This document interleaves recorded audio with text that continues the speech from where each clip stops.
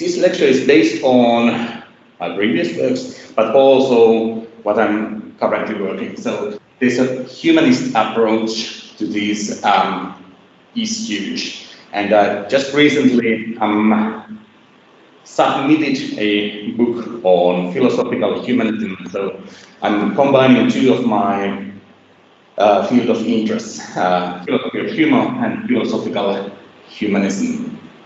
And I guess I try to be respectful in this lecture, so that I will not tell you rape jokes, for example, but I will mention that in the world there is jokes about raping, so that happens. And so this level of trigger warning, I am sensitive, but I will discuss a little bit at least these contested issues, because I don't think you can grasp the total phenomenon of humor if you don't acknowledge that there is also these sensitive cases around humor, and that's what I'm going to focus on today. So the lecture is basically, I have divided in 4 parts. First, because I introduced this humanist approach, I will have to talk a little bit about philosophical humanism as well as philosophy of humor. So that I will introduce the basis from which I will present my conclusions and ideas and arguments. And then I will move towards the dark side of humor. Of course, if one claims that there is something like dark side of humor, I suppose there has to be some kind of bright side of humor as well.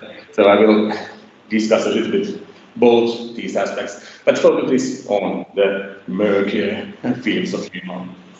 And I don't know if anyone can discuss dark side of humor without going through some problematic cases. So there will be, I will discuss how a Finnish comedian, middle-aged white male, jokes about people of short statured people. So there will be this kind of cases presented.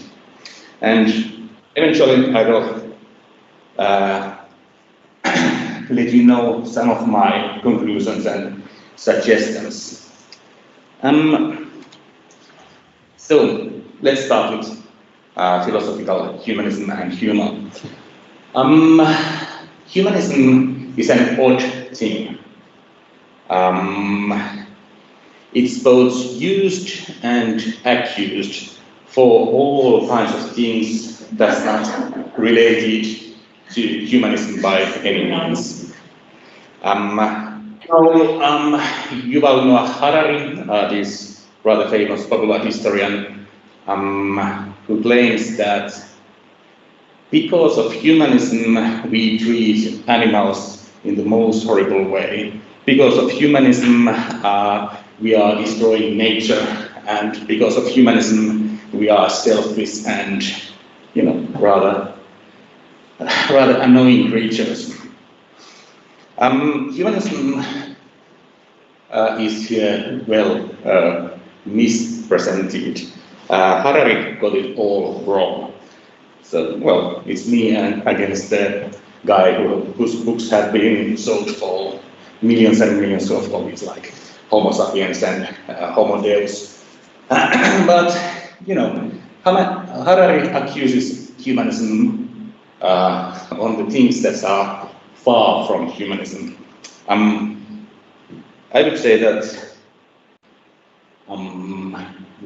humanism is by all means against selfishness, by all means against suffering, and these kind of things which is accused for. And then there are plenty of people who claim to be really humane, and I think I was accusing Harari, the most bestseller writer of history ever lived. But nevertheless, he has it wrong, and then there are people who claim to be humane and humanistic when they are doing awful things. So this happened in, for example, Congo, where the King Leopold was claiming that he founded this kind of really humane paradise for the locals, but actually what was going on there was that people were, well, basically murdered and harassed and mutilated and so forth. So we should be very wary with humanism, or at least when somebody claims something very, very universal about humanism and does not give basically any grounds for their claims. In contrast to these two positions, I would start with the history of humanism, and let's jump to ancient Rome, where this comedy writer Terentius, I think it's Terence in English, wrote something like that, that I am a human being and therefore nothing human is alien to me. Okay, this might sound like a bit simplified slogan, but it's actually quite important claim in the humanistic tradition, humanistic thinking. What it means is that we all share something in common, just because we are human beings. And in principle, we have the possibility to understand each other. So no matter how different our lives are, there's a possibility to find connection, to understand each other. And, you know, obviously, my life is probably way different in comparison to, say, a female in Afghanistan. So our actual lives are very different nowadays, I suppose so. But on the level, on this, I don't mind to say it's superficial, but beyond, if we go a bit deeper and try to find what are the human problems or existential problems, then we share something in common. And social philosopher Erich Fromm has discussed these existential needs. You know, that everyone has a need for identity. Everyone needs to be able to say that I am me in some genuine manner. And everyone needs to be related with each other, to each other. So we need human beings to be with others, to be with them. And we have this yearning to say or to feel that we are at home somewhere. So this type of existential needs, I think they are shared by almost every member of the human race. And basically this means that, you know, nobody is so different than me that I couldn't possibly understand anything about his or her life. So we are human beings, and therefore we have at least the potential to understand each other. Nothing is so strange that is beyond our grasp. And another important principle would be that by Immanuel Kant, whose famous line goes like this, that treat everyone as an end in themselves and not merely as a means to do something else.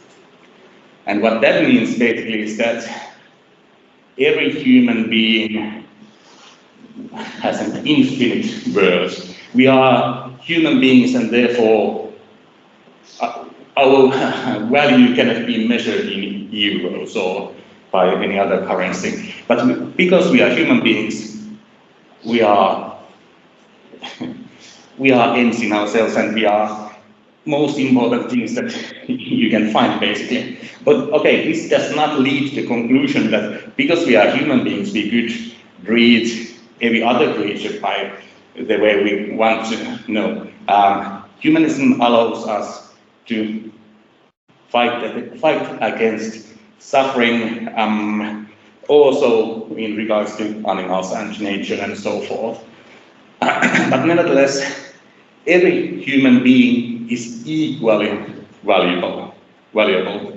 So those two basic principles are what we have to start with. And I would claim that humanism is an ethical process. So it tries to progress throughout times. It tries to make us think in a more moral, in a better manner than we previously have done. And that takes thousands and thousands of years probably. So that's my position as a humanist. And then when we have to come to philosophy of humor as well, and in that side I'm leaning on incongruity theory. And briefly, incongruity theory tells us that humor is based on paradoxes. So there are two incongruent things that are brought together, and in some way, in some funny way, they fit together. Something unexpected occurs. We think that world should be organized, things should happen in the world in some sensible manner, and when things go wrong, so to speak, humor is potentially present. You know, there's nothing out of ordinary if your neighbor walks the dog in the morning, but if the situation is turned the other way, that the dog is walking your neighbor, there's something funny going on. That's the basic position of incongruity theory. And it leads to the conclusion that everything and everyone can be ridiculed. Nothing is outside of the scope of humor. Anything you can think of can be ridiculed in some way or another, because something is funny only in relation to something else. Nothing is funny in itself. And I think human beings, limited creatures we are optimally flawed for humor. And by this I mean that, you know, we know quite much about the world. We have plenty of knowledge, but we don't know everything. So there's always room for surprises, errors, and so forth, which can, that are something unexpected. If you compare human beings to other animals, I suppose other animals do not have a similar catalog of humor. Of course, animals do play, and there are animals who laugh, but I'm fairly certain that animals do not have a similar catalog of jokes or cartoons or comedies or whatnot. So there's a difference between human beings and animals in this sense. But as said, we are not all known. So if we jump to the other side of the scope, there would be an omnipotent being. I'm not taking any stance whether such a being exists or not, but nevertheless, if you take, say, Christian God, who is said to know everything and being all-powerful, it's really hard to think that there would be humor in a similar sense as the human beings for this type of God, because he knows everything. There's nothing unexpected in the world. So, as said, we are human beings, we know plenty of things, but we don't know everything. And we are flawed creatures in precise manner that allows us to have humor in general. And another quite important notion has been that humor is universal. There has been laughter probably in every culture. So human beings have laughed throughout centuries, throughout millennia. I don't know if human beings, say, 15,000 years ago laughed at jokes. Probably, as long as there has been language and categorizations of the world, there probably has been humor as well. But nevertheless,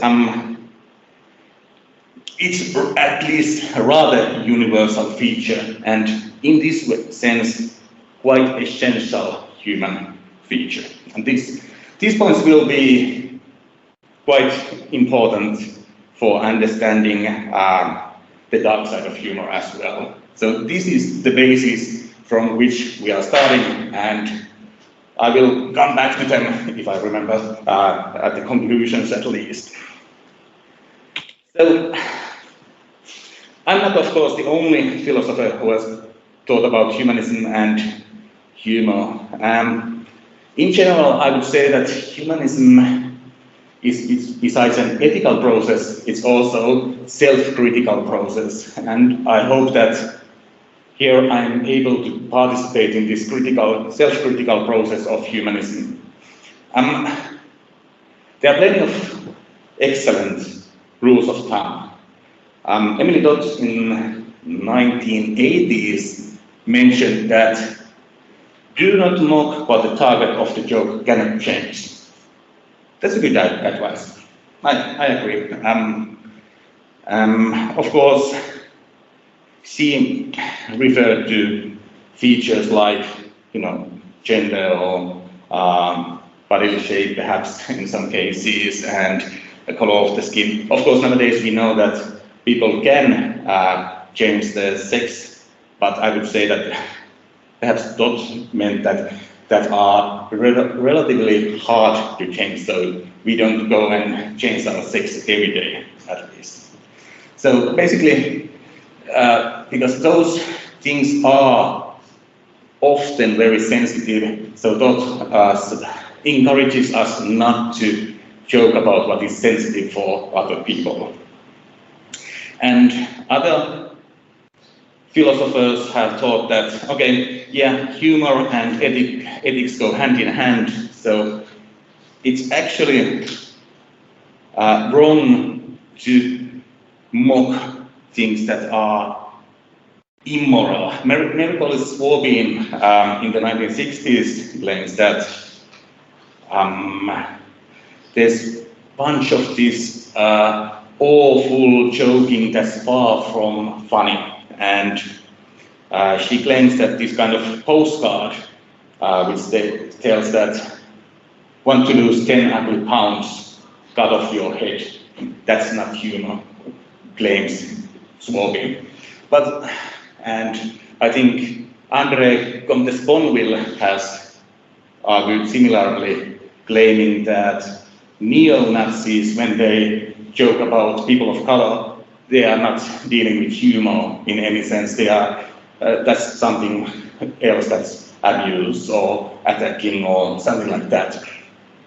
And then there are, I think most of the comedians would agree that you should always punch up and never punch down.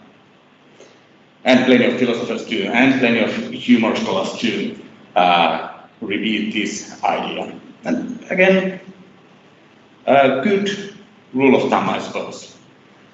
But I will argue that these are not universal rules for humor. They don't hold universally. Even if they are good starting points, they don't cover all the cases. And so the idea is that if one fails to follow these guidelines, then his or her humor might get problematic. That implication leads to wrong direction. As said, I will come back to these two a little bit later on. But perhaps the humanist claim would be that simple, fixed rules for comedy are dubious, to say the least. They often work, but they do not work always. And I think if we are dealing with humor and ethics, we are immediately dealing with social relationships. And, when people come together, humor gets all kinds of forms. And The dark side of humor, as will be shown, is related to these power relations especially. And in general, there are all kinds of thoughts about these things, that humor is revolutionary. Dictators fear bombs less than they fear laughter, and laughter can bring down even the highest walls, and humor makes us think in new ways. So there's this emancipatory power in humor, because it makes progress. But at the same time, it can be claimed that humor is conservative. Carnivals end up strengthening the prevailing order, and we laugh at that what's unfamiliar, and we don't even want to know what's going on at the target of our laughter. And humor functions as a safety wall, so we just release pressure with the help of humor. And again, both of these features are well and alive among humor.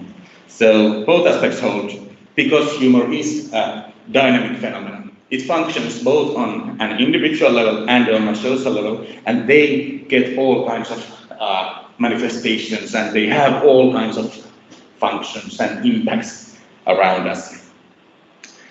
So with that introductory, we can jump to the dark side of humor.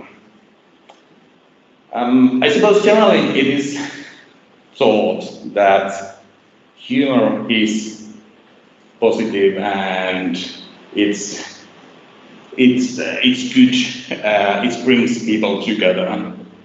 But equally clear is when you open your Twitter account and stay there for 15 minutes, you will note that we can mock and ridicule very harshly, and not all humor is good and positive in this manner. And if humor brings people together, it's at the same moment it separates people too. Very often it's the way that when we laugh together, somebody is left outside of the group of laughers. And so in this sense, humor is both very inclusive and exclusive. And these points make it quite clear that why people want to give all kinds of humane codes for humor, that don't ridicule bad things and so forth. But as we look around in the world, in the social media, for example, it's very clear that this is not the case in all cases. This doesn't hold for all cases. And for quite many scholars of humor, is when they claim that there's nothing funny when you mock something nasty that has happened to other people, that there's nothing funny in that. They are also false. They have got it wrong, because in the dark side there's plenty of fun, and plenty of jokes are really funny when they deal with the matters that shouldn't be touched or so forth. And I think that because we are human beings, because humor is always related on the way we perceive the world, on what's our own worldview, it in some way at least reflects our attitudes and what kind of human beings we are. But you shouldn't jump to conclusions here either, that if somebody tells a nasty joke, you can't go and claim that he or she is a nasty person. It doesn't work that easily, as will be shown. But that's what happens very often, because humor quite often deals with stereotypes and generalizations. So we can find that there's these battles between white and black, male versus female, rich versus poor, and so forth. So these are general themes and what we find in humor and what we find problematic in humor. So there are these issues that bring forth clashes between groups of human beings. And there are some great examples of what can happen when humor touches very sensitive matters. And I think that Muhammad cartoons from past 17 years are type examples of this. So in this Danish newspaper Jyllands-Posten in 2005, they were published some pictures of Holy Prophet Muhammad, and that led to international controversies. There were all kinds of boycotts against Danish products, and their embassies were burned and so forth. So the Muslim world reacted very strongly against these pictures. And of course, when I'm saying that the Muslim world, I don't mean that every single member of Islam religion would have reacted in the same way. But you know, there were controversies nevertheless. And then in 2015, there was this terrorist attack against Charlie Hebdo, the French magazine that also published cartoons about the Muhammad.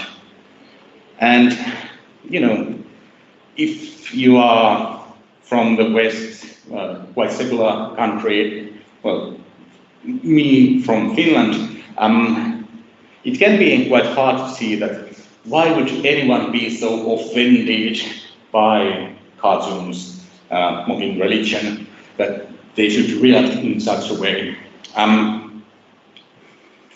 But I think this is clash between worldviews. After the Jyllands-Posten cartoons, there was plenty of discussions, and even nations had to take their own stand on how they relate to these cartoons. And I remember that in Finland, our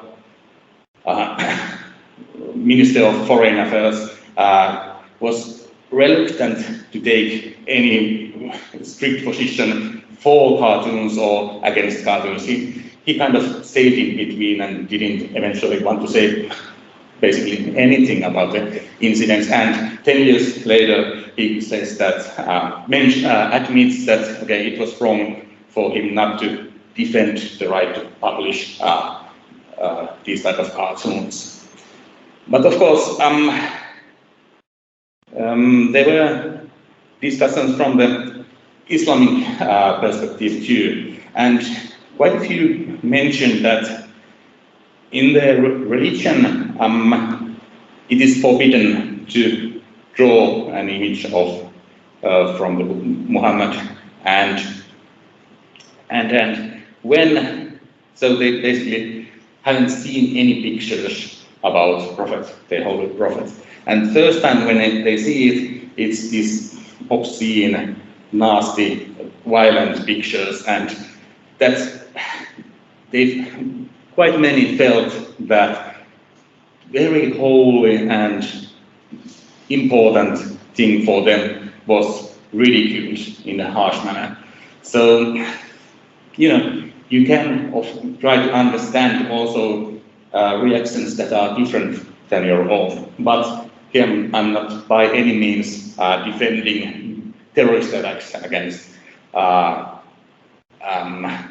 cartoonists. That's simply wrong, and that's geopolitical thing, and there's all kinds of power relations also related to that.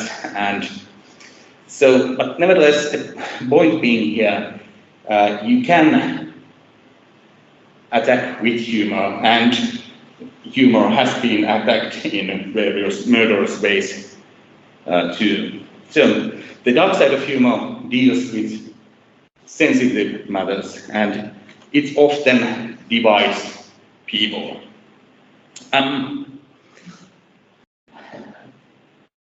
So one form of dark humor is gallows humor, and it generally deals with sensitive topic. tragic topics like cancer, suicide, murder, rape, and so forth. And I think at least one common denominator is that it ridicules in some way suffering. And by doing so, it challenges morality. So it rattles the cage, it shocks, it creates disgust, like Professor Chiara here knows very well. And my humanist position on Gallows Humor and dark humor is that it examines, besides borders of humor, also borders of humanity. So when we have these nasty things in front of us, our reactions are in the middle of the whole thing. So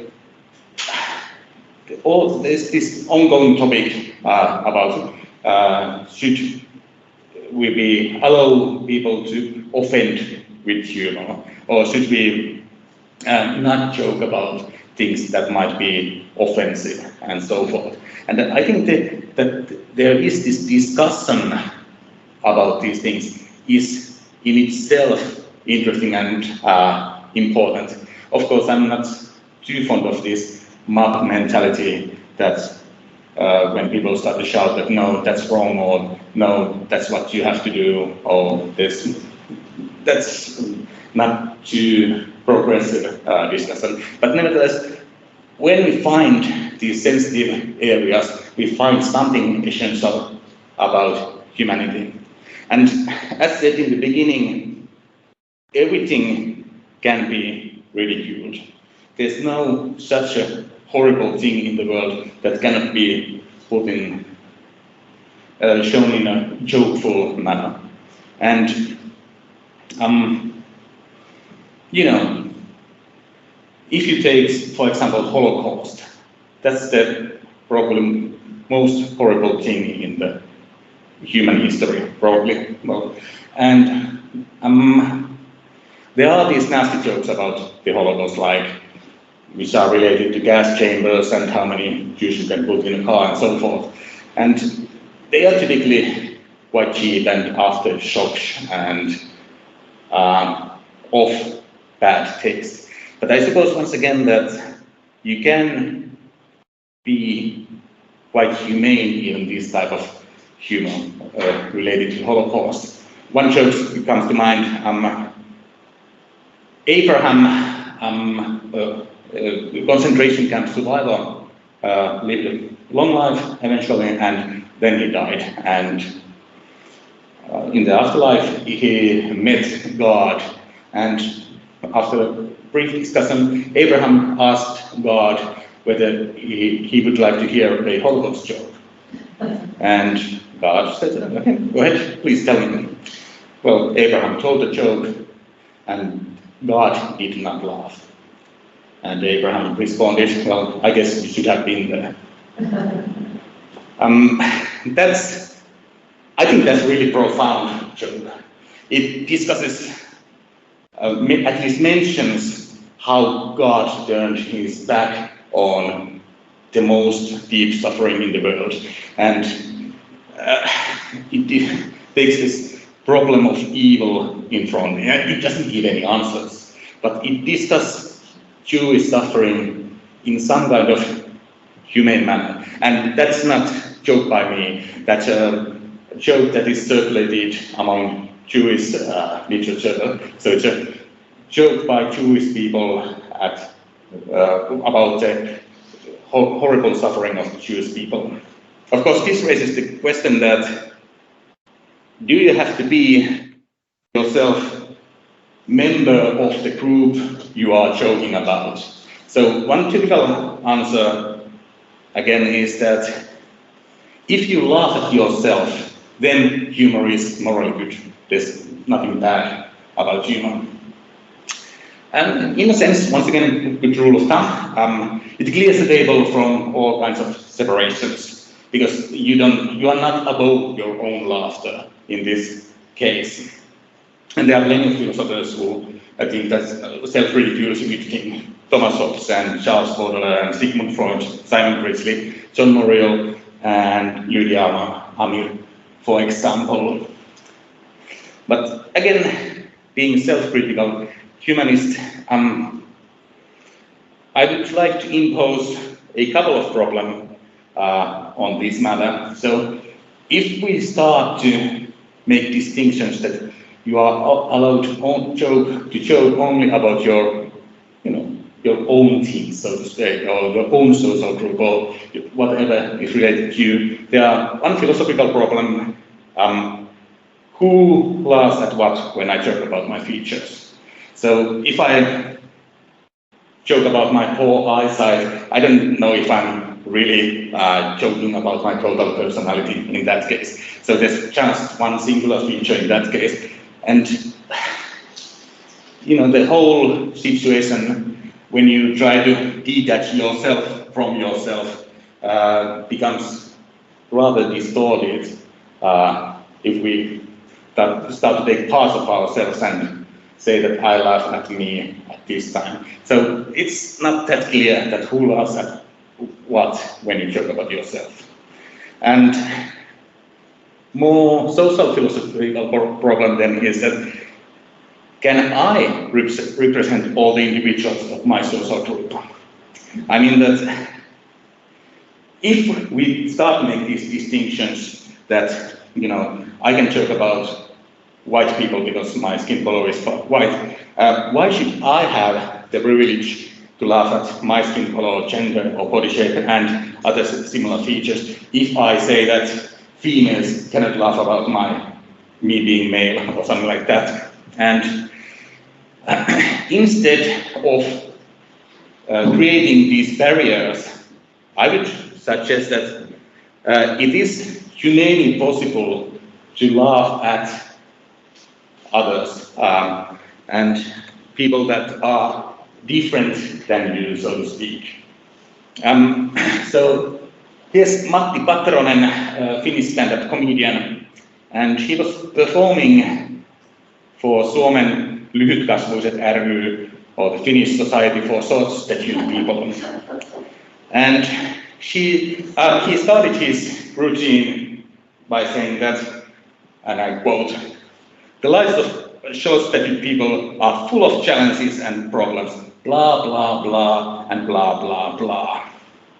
And then a little bit later on, he had heard that there's this society makes this trip to Åland, which is a place in Finland, and he asked whether there was somebody who wasn't going to the trip of the society and mentioned, again, quote, "Raise your hand if you are not going to Åland." Short pause. Shout when you have risen your hand.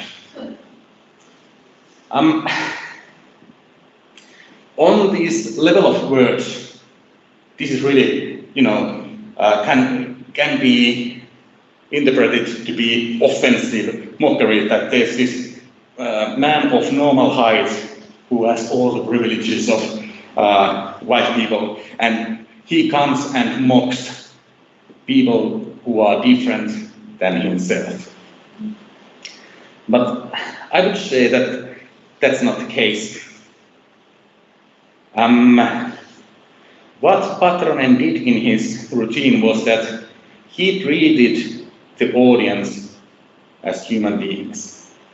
He didn't want to be patronizing or condescending towards short-statued people, but he wanted to treat them as equals, as he treats every other human being in his audience. And at least according to the performance, short-statued people were laughing with Patronen. So Patronen didn't think that these are people who cannot laugh at themselves or who can't find anything funny in their lives. But in a sense, by doing this somewhat mocking, possibly mocking thing, he realized something essential, that how we are equals despite our differences. And I do find some social criticism, of course, here too, that how the world is always organized by the needs of so-called normal height people, and short-sighted people do have all kinds of different difficulties in their lives, but we shouldn't be patronizing. We shouldn't just feel always sorry, oh, you have it, so it's so difficult for you to live. Of course they are. He's not denying these problems of living, but what he tries to find is the similarities between human beings. So, patronage is one example on how to joke about other people, and because we do all share the same humanity. And to answer to the question in the title, who has the right to joke about skin color, gender, and body shape, we all do. If the Humanist Principle holds, nothing human should be alien to us. And everyone shares something essential between every other member of the species. This does not lead to the conclusion that everyone should be able to joke all the time, all the ways, or whatever happens to come into their mind. But we should, if we take Kant's demand seriously, we should be treated with dignity. So we should give value to the fact that the other is a human being and as infinitely valuable. So basically, we should be ends in ourselves also in relation to humor, and not just try to chase cheap laughters and so forth. And the humanist position I'm trying to promote here is that we can laugh at the oddities of humanity, if you allow such a formulation, because laughter does not equal disrespect. Of course, it sometimes is very horrible, and it can be used to attack and try to separate people from each other, but there is this humane possibility in humor too. And the general aim in humane humor would be that we should try to rise above juxtapositions and dichotomies that are too rigid. We try to attempt to find common denominators with dignity, even in the darkest forms of humor. And I think that's pretty much I had to say for this lecture. Thanks. Grazie mille. Thank you very much for that very interesting talk, Jarno. And I don't know whether the students can hear me, but shall we open the floor for questions? Please do. Yeah. Thanks, Rafael. Yeah, please do ask any questions if you have in mind, and if you want to save them later on, you can send the questions and comments and feedback to my email as well, jarno.hietalahti@gmail.com. But nevertheless, if I may be the chair of my own presentation, so just raise a hand or start talking if you wish.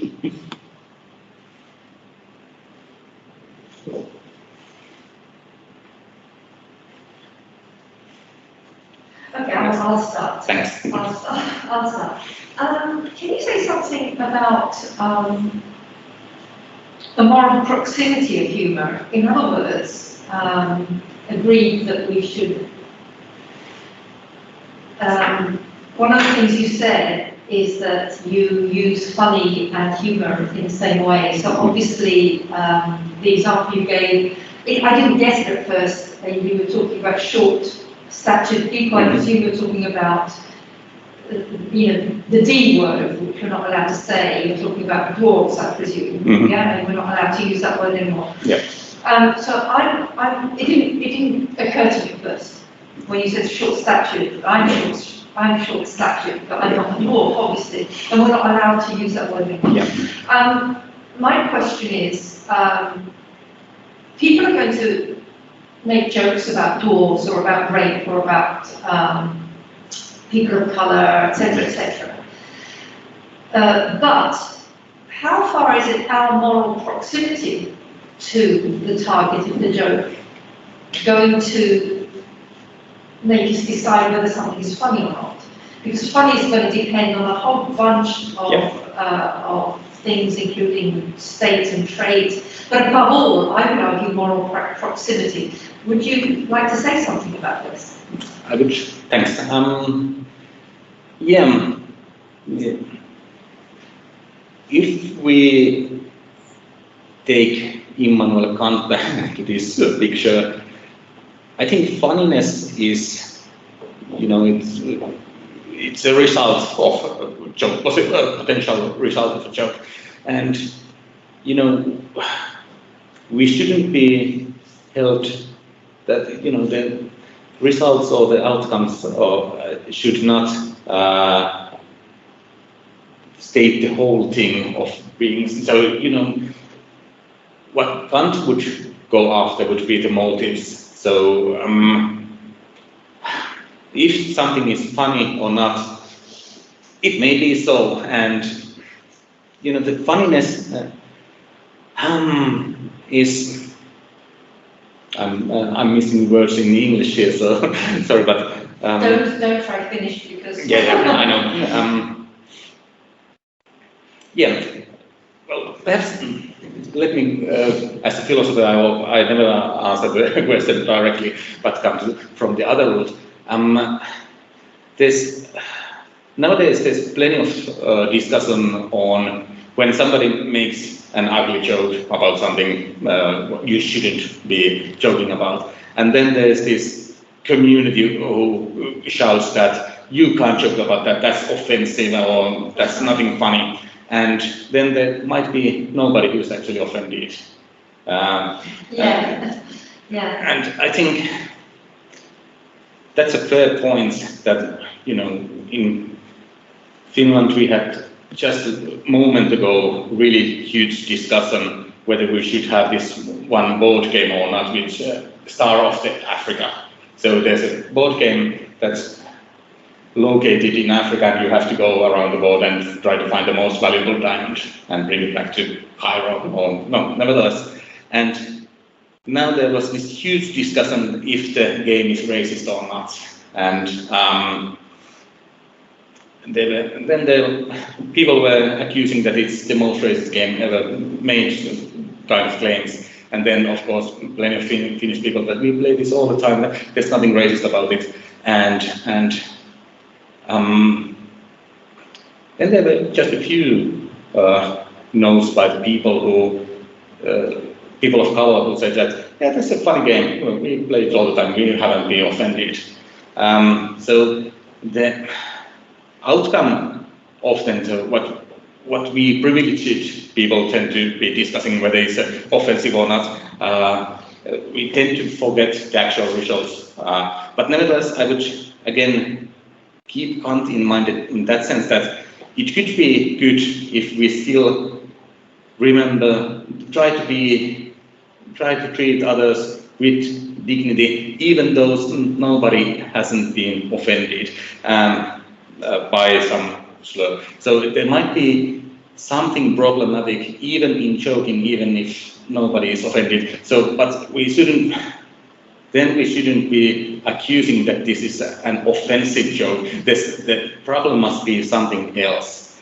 And coming back to the question about the funniness, yeah, it's so something might be funny, and because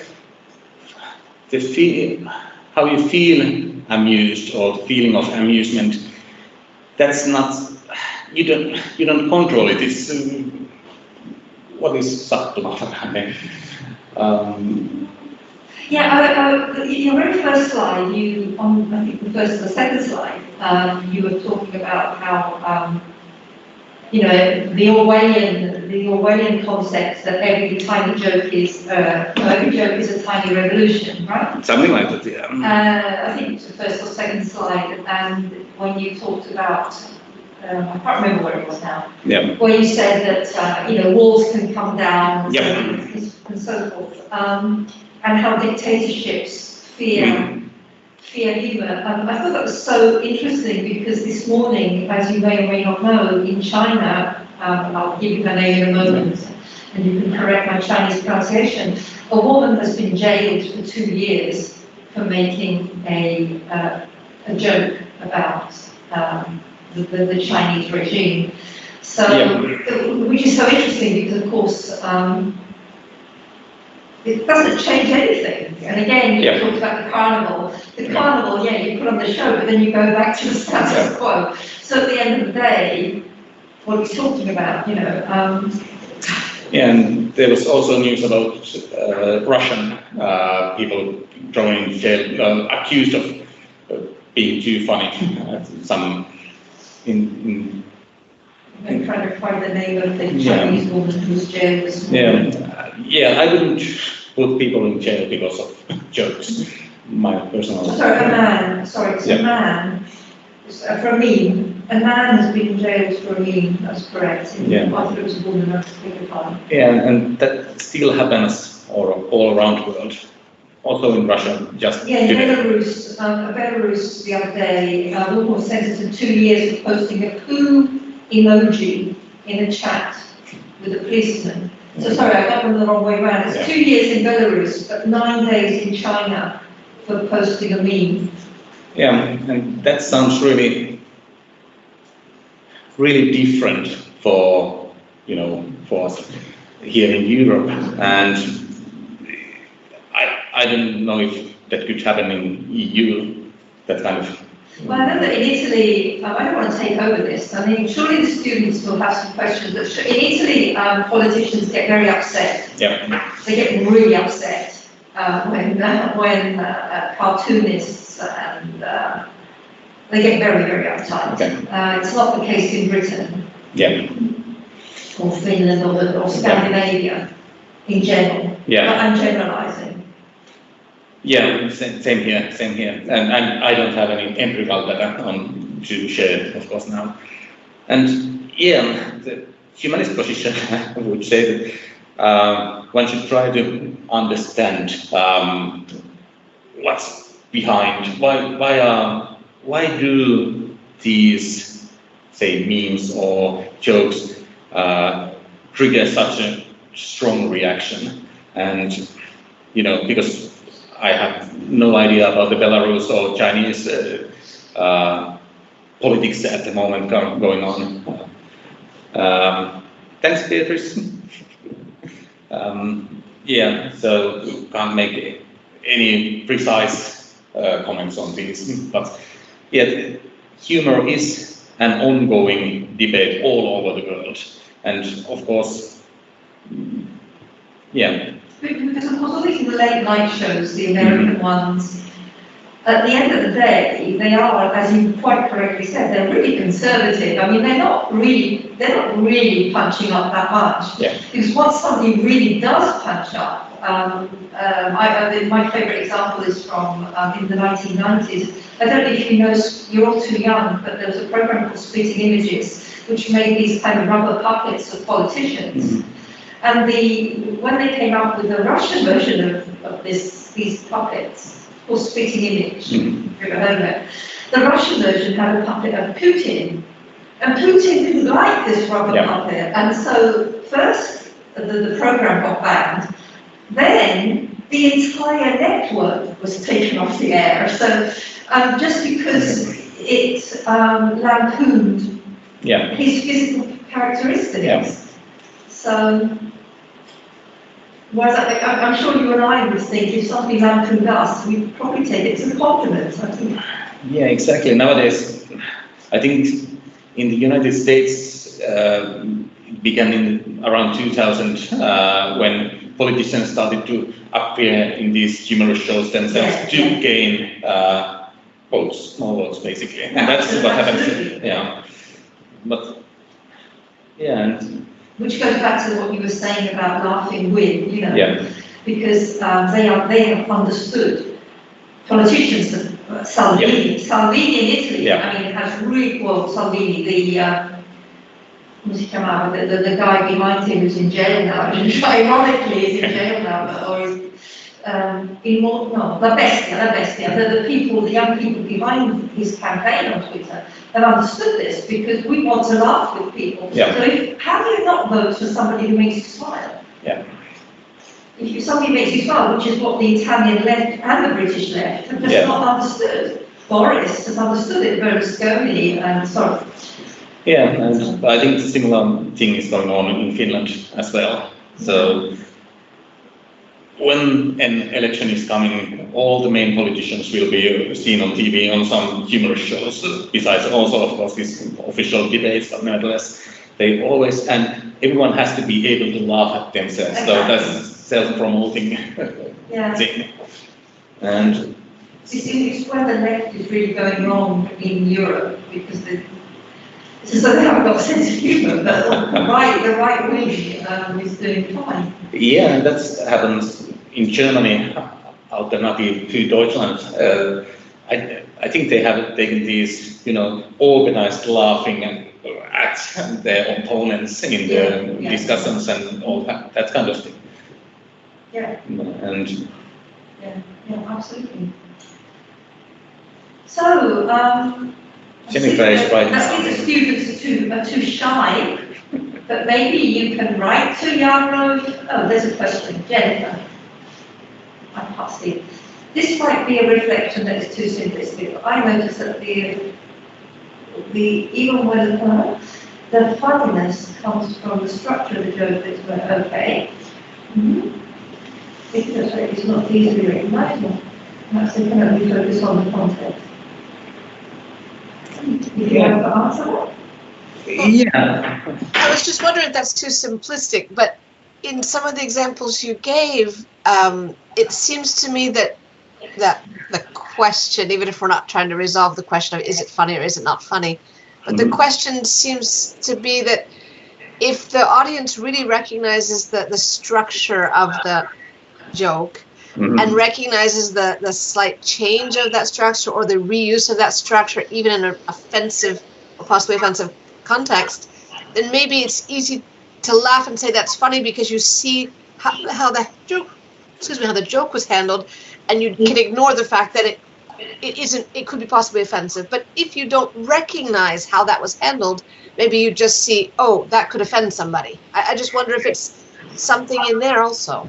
Yeah, that makes sense. And that's what always is done by the press. And see how somebody joked about beat rape or something like that, and then it's only that content has been brought for the audience basically. And if the content is sensitive and you can't see what's happening around it, then it's much more easier to condemn the joke, so to speak. I fully agree. That's a good, bright idea and sharp observation. And I think I should pay attention to that also on my own examples, possibly. Yeah. Of course, the problem is with if somebody makes a comment outside a structure, which is a meme or a joke, because again, maybe people don't tell so many jokes anymore. But let's imagine that somebody makes a remark about a person of colour, or woman, or whatever in a conversation. You don't know whether they're being appropriate. You're not sure whether they're being deliberately funny or not, whether they're attempting to amuse or not. And that's an interesting point, because of course it becomes seriously funny or funny seriously, and that I think you called it the border in your talk. That borderline, that ambiguity in itself. Has so much political power, so much social power. That's whether it's going to change anything, I don't know, but it's a good point. I fully agree. You can always say, well, I was joking. I didn't mean what I said. And that's always so cheap when somebody's only joking. Okay, so I think we'll wrap that up now. Thank you very much, Jarno, for your interesting talk. Thank you very much to the students. Thank you, everybody. And if anybody's interested, Friday afternoon at 4 p.m. as part of a series on talks specifically about humour. Jarno will be giving another talk. Yep. On, I can't remember the title. Well, it's on this punching up and down and. Oh, punching up and down. Right. Punching up and down. Yeah. So very kind of similar, and Yeah. so you're all welcome to come along there. Yeah, thanks for this, and perhaps we see you on Friday. Hey, thanks, Jennifer, for Oh, thank you, link. Jennifer. What would we do without Jennifer? Thank you, Jen, for posting that. I'm doing this now because I just binge watched Made, and that's how they clap in Made. All right, good to know. A program that's very interesting because it's very unusual to find anything in any media that lacks in humour. I don't think there was any reason to smile in 10 episodes of Made. So, thank you. Cheers. Maybe at the end. Yeah. Smile. And how do I? I'll Okay. yeah. Yeah. I'll Perfect. do it. Thank you all. Thank See ya. you. Bye-bye.